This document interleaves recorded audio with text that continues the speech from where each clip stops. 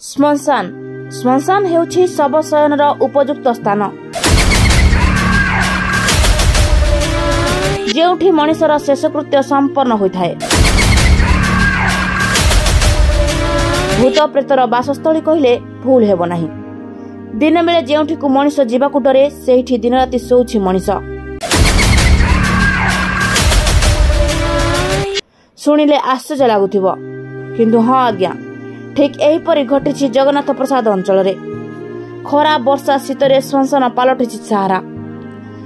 ଆହାର କହିଲେ କେତେବେଳେ ହୋଟେଲ ସାମ୍ନାରେ ଠିଆ ହୋଇ କିଛି ମିଳିଯାଏ ତ କେତେବେଳେ ଅଳିଆ ଆବର୍ଜନା କୁଣ୍ଡରେ ଫୋପଡ଼ା ଯାଇଥିବା ଅଇଁଠା ଖୋଲି ଚାଟିବା।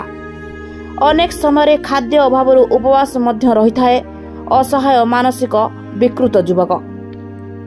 କେଉଁଠି ରହିଲା, କ'ଣ ଖାଇଲା ପଚାରିବାକୁ କିଏ ନାହିଁ। କିଛି ପ୍ରଶ୍ନ କଲେ କିଛି ଉତ୍ତର ମିଳୁନାହିଁ। ନାମ ଗ୍ରାମ ପଚାରିବା ଦ୍ୱାରା କହିବା ବଦଳରେ ଦେଖାଉଛି ହାତର ଠାର, ଯାହାକି ବୁଝିବା ଅସମ୍ଭବ। ଶ୍ମଶାନରେ ଦୁଇଟି ଚପଲ ସହ ପଡ଼ିଛି କିଛି ମଇଳା କପଡ଼ା। ଏପରି ପରିସ୍ଥିତି ଦେଖିବାକୁ ମିଳିଛି ଜଗନ୍ନାଥ ପ୍ରସାଦ ଅଞ୍ଚଳର ବୋଡ଼ା ନଦୀ ନିକଟରେ ଥିବା ଶ୍ମଶାନରେ।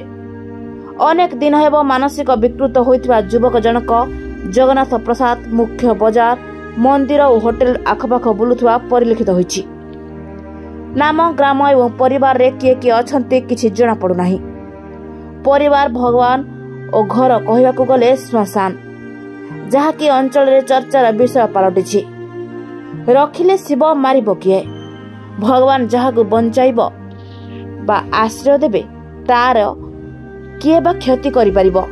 ସେହିପରି ଅସହାୟର ବନ୍ଧୁ ଭାବେ ପରିଚିତ ଜଗନ୍ନାଥ ପ୍ରସାଦ ଅଞ୍ଚଳର ଅଗ୍ରଣୀ ସ୍ୱେଚ୍ଛାସେବୀ ଅନୁଷ୍ଠାନ ଗୋପବନ୍ଧୁ ଚାରିଟେବୁଲ ଟ୍ରଷ୍ଟର ସଦସ୍ୟମାନେ ଉକ୍ତ ମାନସିକ ବିକୃତ ହୋଇଥିବା ଯୁବକଙ୍କୁ ଉଦ୍ଧାର କରି ସେଲୁନକୁ ନେଇ କ୍ଷୀରବାର କରି ପରିଷ୍କାର ପରିଚ୍ଛନ୍ନ କରାଇ ଏବଂ ନୂଆ ପୋଷାକ ପିନ୍ଧାଇ ବ୍ରହ୍ମପୁର କନିସି ସ୍ଥିତ ମିଶନ ଆଶ୍ରା ମାନସିକ ବିକୃତ ଆଶ୍ରମକୁ ନେଇ ଥଇଥାନ କରିଛନ୍ତି।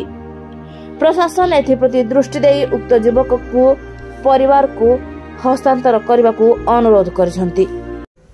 ନମସ୍କାର, ସଞ୍ଜୟ ପ୍ରଧାନ, ଗୋପବନ୍ଧୁ ଚାରିଟେବୁଲ ଟ୍ରଷ୍ଟ।